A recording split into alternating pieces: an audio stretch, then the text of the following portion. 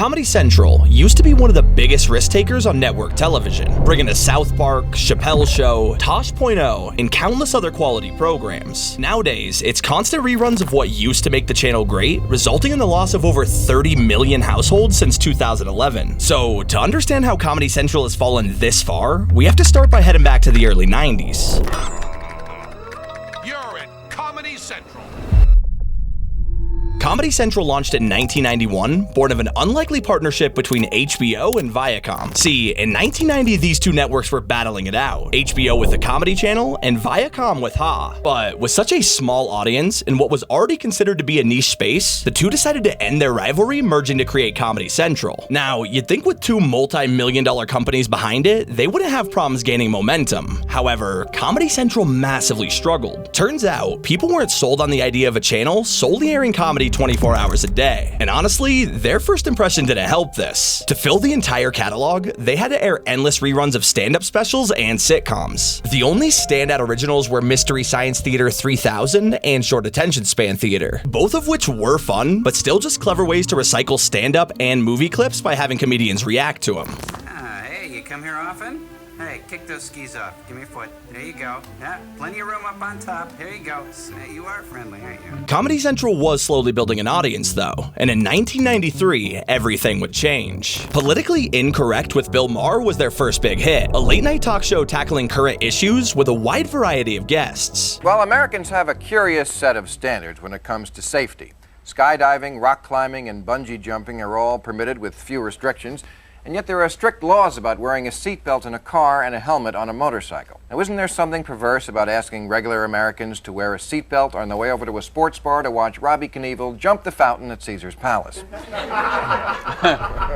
The show pulled in a huge audience, and for the first time ever, Comedy Central had an identity: edgy, thought-provoking comedy. The network kept experimenting with new shows, like Viva Variety and Dr. Katz Professional Therapist. These did go on to be cult classics, but far from mainstream hits. However, in 1996, they struck gold yet again, though no one realized it at the time. The Daily Show premiered, a satirical news program which quickly found a loyal audience. While the show became a staple, it wouldn't explode until Jon Stewart took over in 1999. But before that, something even bigger was coming. Something that would truly cement Comedy Central's place in TV history forever.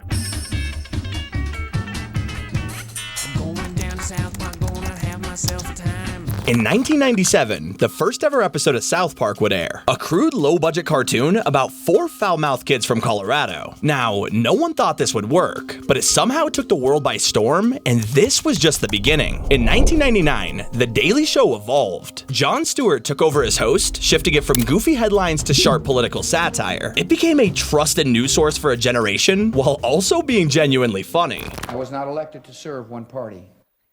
You were not elected. I hit a nerve. Not everything was highbrow, though. That same year, they aired The Man Show, hosted by Jimmy Kimmel and Adam Carolla. Looking back today, it had some pretty controversial moments, but back then, people were absolutely obsessed with If you it. ask 100 women to sleep with you, one is bound to say yes. Now, although I'm a married man, my first love has always been science, and my second love is cheating. Right, ladies? So, join me as I combine those two loves and ask 100 different women, oh, well, that was my wife, I think. Will you have sex with me? As for the stand-up side of things, Comedy Central didn't forget their roots and poured this same love into their specials. Legendary performances from Patton Oswalt, Jim Gaffigan, Dane Cook, Zach Galifianakis, and way too many more comedians to count. One of the best, rising star Dave Chappelle. In fact, his partnered special with HBO was so beloved, he was offered his own show in 2003. Now, The Chappelle Show wasn't just a hit, it was a cultural phenomenon. By blending sketch comedy and social commentary, the show gave us so many moments that became part of pop culture history. It's a celebration. Show time for your titties. Rick James. The milk's gone bad, my man.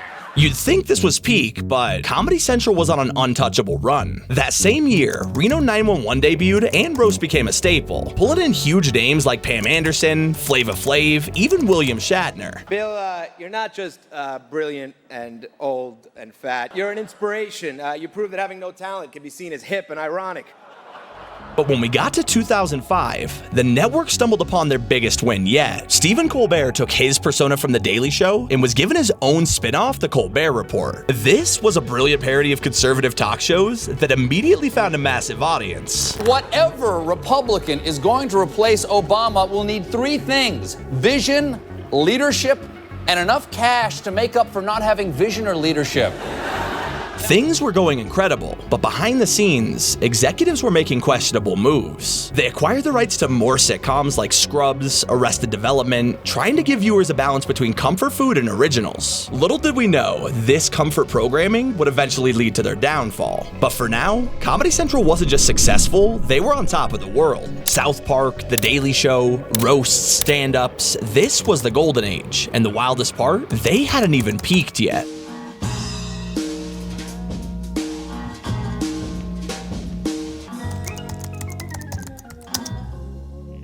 By the early 2010s, Comedy Central's flagship shows were pulling in millions of viewers every week. But they didn't lean on the giants. The network continued to double down on original programming. In 2009, Tosh.0 premiered, and at first a lot of people wrote it off as another internet clip show. However, Daniel Tosh's brutal commentary and quick wit turned the show into one of the network's biggest hits.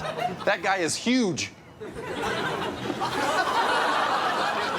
Yet he'll still find a way to take up a whole lane.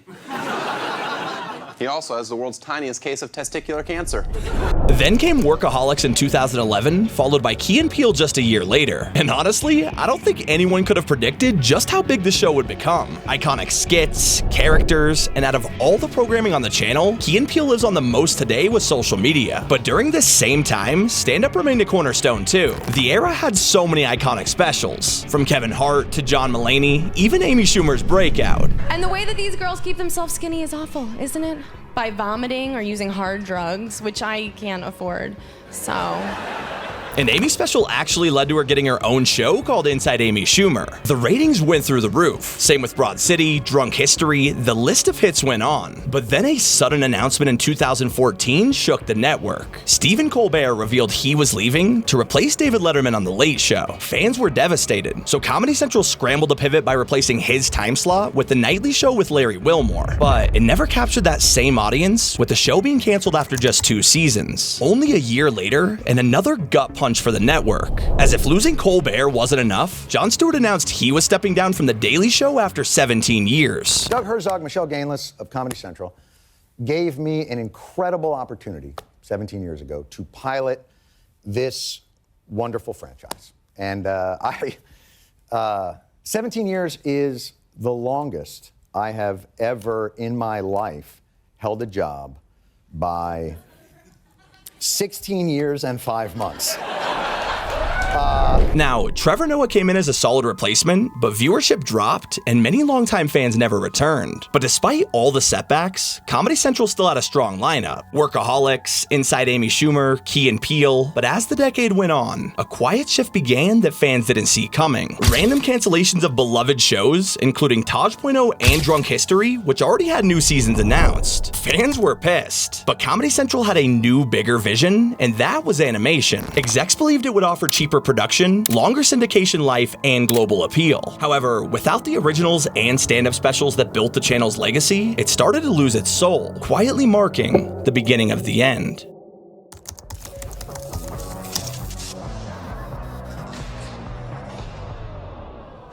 As we moved into the late 2010s, things started to quickly unravel. Comedy Central had been built on taking risks, but now their big new plan was reboots. Revivals of Beavis and Butthead, Ren and Stimpy, a Daria spinoff. It was clear they were trying to cash in on nostalgia, but in reality, it didn't work at all. None of these recaptured the magic, and worse, they were the reason so many loved shows got canceled. Meanwhile, stand-up has slowed down too, and a roast hasn't been aired since 2019. With everything else fading, The Daily Show was their last true hope, right? And I realized that after the 7 years, my time is up.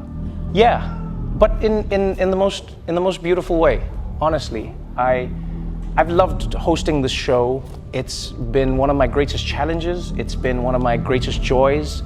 I've loved trying to figure out how to make people laugh, even when The stories are particularly shitty on the worst days. You know, we've laughed together, we've cried together. Trevor Noah, who had spent years rebuilding The Daily Show's audience, announced he was stepping away. The show had already taken a hit in viewership before, but this felt like the final nail in the coffin. In fact, they lost 75% of their total audience. In 2014, over 2 million viewers tuned in each night. By 2022, they struggled to pull 500,000. And it did not stop there. Perhaps the hardest loss of all came with South Park. Comedy Central's crown jewel stopped airing new specials on the channel, and instead those went straight to streaming. If that wasn't bad enough, in their latest attempt to survive in the digital age, they've made their worst decision to date. The channel has become second screen friendly, meaning endless marathons of The Office, Seinfeld, Parks and Rec, content you could tune into at any moment without needing context. Essentially the same playbook MTV uses with ridiculousness. And just like that, a network that once took risks, launched legends, and changed comedy forever reduced to nothing but reruns. A ghost of what it once was.